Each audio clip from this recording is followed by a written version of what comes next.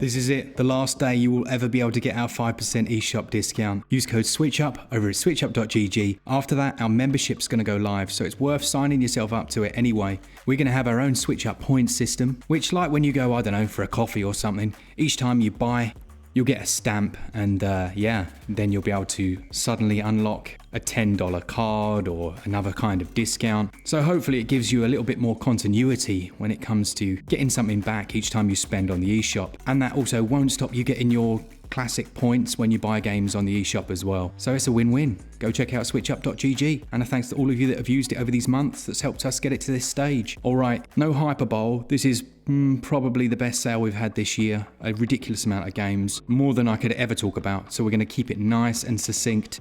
But I will say this is a big list of very good titles. Of course, I'll stick the Savaloy selection in at the end, but my goodness, we've got a lot to get through. So what is on sale? Well, let's find out.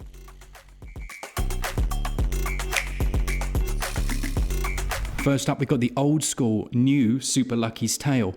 Hang on, you said it was new. It is new, but it's an old school game. It feels very much like an N64 platform adventure, and Glen did a review of it for us on the channel. At the moment, this is 70% off, taking it down to the bargain price of just 8 quid, 8 squidaroons. Yes, that's its cheapest ever price. Yes, it does have a physical release, and the whole thing, Super Lucky's Tale, fits into 7.6 gigs. That sale goes on until April the 18th. I'm going to follow that then with one of the really addictive but unusual games that's been a hidden gem before, and that's Loop Hero. This is down to just £5.39, and you might take one look at that and say, what on earth were Devolver Digital thinking? But developer 4 Quarters have created an incredible experience. You essentially have to repopulate an empty dimension. You start out with a very blank canvas, and you're adding in items into the world, and the way that you put them in will affect the way that you move around the loop, and it will also affect what spawns. It's very difficult to articulate. You have a hero that moves around this loop, and they're trying to defeat the enemies, and you're trying to help them. Now, between your loops,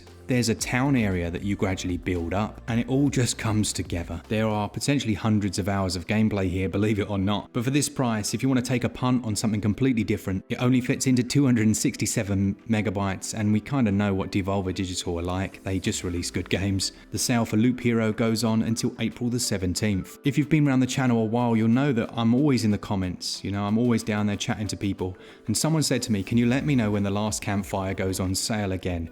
And I said yes, and I don't know what it is, but every time that happens, if I've said it, I kind of see it in the list, and I'm like, an alarm goes off somewhere. So there you go, there's the last campfire from Hello Games, which is just £2.89, almost cheaper than the price of a Savaloy. Now this is an adventure game where you're trying to essentially help the souls of different individuals, and it's just beautiful. There's like a section where you're on a small boat. There are loads of different unusual anthropomorphic creatures, like a giant toad man who's fishing in a little pond, and it's just a lovely game. Really quite a special one, not overly long either, about 6 to 7 hours to finish. But I highly recommend it. For this price, it should be on your list. The whole thing fits into just 2.5 gigs, and that sale goes on until April the 17th. Oh man, this is going to be a painful one for some wallets. Then you've got Kays and the Wild Masks, which is over like, what, 26 quid normally. It's down to £3.99. This is a game that Glen just scored 89% on when he reviewed it, and it's a 90s style classic platformer. But again, he just felt like it did everything right. It's also received a few patches since it first came out, and the skills are all attached to the masks. They'll gain you powers, such as being able to transform into a lizard or an eagle. Not only that, but there are a ton of stages. There's 30 stages or more, as well as loads of bonuses. For him, it perfectly meshed that 90s style platforming with a smooth modern experience. And yeah, for what? Just over 3 quid. Eesh, this is going to be an expensive video. Jumping from that one to Alien Isolation, one of the first horror games I was able to push my way through. Well, at least 90%. I got a bit bored at the end and kind of nodded off. But it's essentially one of those, a bit like Outlast, where you're running away from a protagonist. And the main protagonist in this one, as you'd expect, is the Xenomorph. Forget Ripley's daughter. She's the sideline character. It's really well done. It's one of the best ports we have on Switch. It's first-person survival horror, and it's bloody scary. That's down to just £9.99 at the moment. Then we jump over to one of my kids' favourite games, and I'm not going to lie, one that I like to join them for a few rounds on. It's the Swords of Ditto, or the Sword of Ditto. It's like a top-down Zelda, but simplified. The visuals are beautiful. It's got a really simple premise that sees you moving between these different dungeons to eventually unlock the last area, and it's very easy to pick up and play. At the moment, it's £3.37. I mean, that's like a quarter of a bargain bucket. And just look at that art style. It also features 1 or 2 player local co-op. The reason I say it's perfect for kids is because it doesn't have some of the complexities. The dungeons are relatively simplistic, and there's a bit of repetition in terms of enemy variety, but wow, I mean, for that price, it is an essential pickup. The Swords of Ditto, Mormo's Curse. This one's also on sale until April the 17th, and it's just 1.6 gigs. Down to its lowest ever price, we have A Short Hike, which was a critically acclaimed experience across the board. Everyone loved it. It holds a Metacritic score of 88%, which in this day and age is a miracle, and it's essentially a completely simplistic adventure title that gives you free rein to just make your way to the top of a mountain. Along the way, there are optional side quests. There's a real freedom and flow to it. You can glide around slowly. You'll spend a few minutes playing a game of volleyball, or just swimming through its waters, or riding around in a boat. It is a smile in a game, and yeah, it should be in your collection. It's 35% off until April the 17th, and that is A Short Hike. And it's also, a diddy little 433 megabyte download. Divinity also sees a 50% sale, or Divinity 2 I should say. A massive classic RPG. Multiple choices, create your own character, use pre-built ones, play cooperatively online, lose hundreds and hundreds of hours in one of the best CRPGs of our generation. What I will say is it's £22, so compared to most of these games, this is reasonably expensive. But as I'm sure you'll see in the comments, people love this, and for good reason. It's from Larian Studios, who have worked on Baldur's Gate 3, and if anything, it feels like Baldur's Gate 2.5. Well worth adding that one. No Man's Sky is on a 33% discount. This one has just seen patch 4.09, I think. It's had about 8 patches since it came out, which is the most ever, I think, of any game I've seen. And those patches aren't just performance, which is massively improved, they're also content. They're adding in things all the time. Now, what I didn't realise is, although it doesn't have multiplayer, you can still see other people's bases and creations in the world. It's just you can't see them. Hopefully that multiplayer update comes soon, but I think this one is well worth picking up. Yes, again, it's 26 quid, so it's more expensive, but personally, I think it's well worth that price. Then you've got Persona 3 and 4, Golden, the double pack, has gone down to its lowest ever price. That's 25% off, and that ends April 17th, taking those two games down to about 24 quid, which in my opinion is a bit more of a reasonable asking price for, I know they're amazing, but they're slightly older titles that have come out. Now I will throw in the caveat that I believe the 5th game, which is my favourite, is on sale as well. And if I had to pick one of those, I'd probably go for Persona 5, but if you've already got that one, then pick up this double pack. These are turn-based combat, deep storyline, and a lot of weird shizzle going on as well.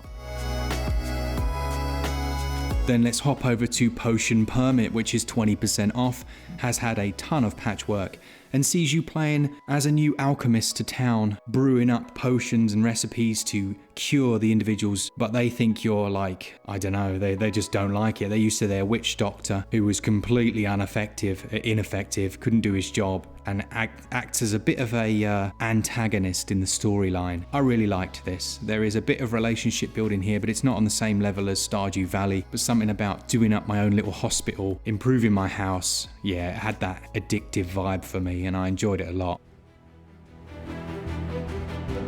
A hidden gem that I've mentioned a couple of times, but it might have slipped through your radar, is Rain World. This one's 50% off. I do like to mention it because for some reason there seem to be a lot of people that have never heard of it before. It is a roguelite, it's brutally difficult, and it's very obscure. I think that specific description, if that doesn't appeal, don't even think about it. But if it does, you're after something very different with a really unusual world feel, but quite unforgiving, quite difficult, but also quite rewarding, then yeah, consider Rain World for something completely different. Now I did notice that Sonic Frontiers has its cheapest ever price. It's down 39%, taking it down to $29.99, which I know is still quite expensive, but I did also notice that it's had a new patch.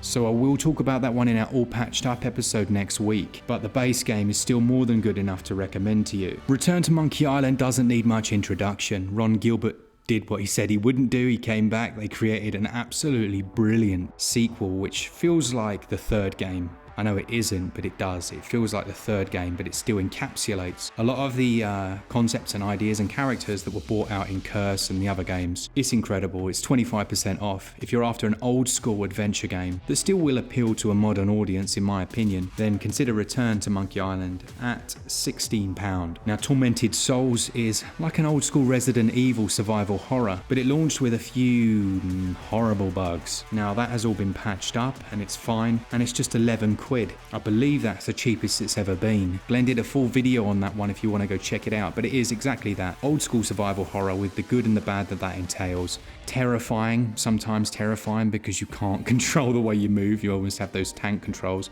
But it is slightly improved here in all of those regards, and yeah, he had really good time with it, so consider that. Love to see Severed Steel on this list. This is a first-person, parkour-based first-person shooter that has gyroscopic controls, which I have to say they introduced after the initial reviews went out saying they should have introduced it, so fair play for that. New content's gone in there. It feels like the Matrix. Each stage is essentially its own encapsulated experience whereby one hit kills, it goes into bullet time every time you jump off a wall. It's just a great game. Really enjoyed it and can highly recommend it. At just over a tenner, it is a brilliant addition if you were looking for something first person.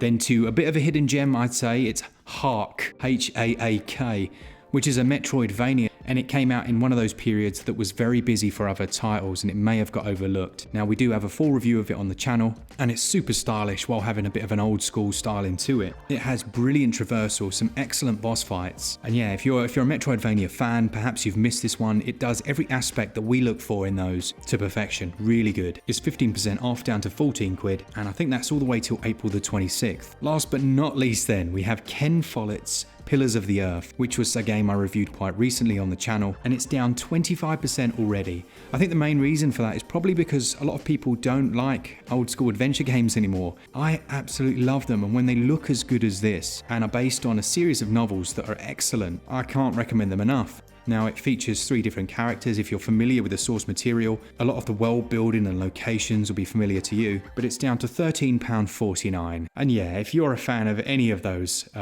old school Broken Sword, Beneath a Steel Sky, Seventh Guest, which I have to say just came out on Switch, by the way, you'll absolutely love this. I really enjoyed my time with it. It has superb voice acting, proper decisions that will end up having you, well, I don't want to spoil it, proper decisions that will impact things, and just a very historically accurate feel to it, which the nerd in me just loves. The whole cathedral side of it, building that up with that character Thomas, is so well done, and there's little mini games around that as well. Yeah, loved it. So, I know I said it was going to be a big sale. I wasn't lying, was I?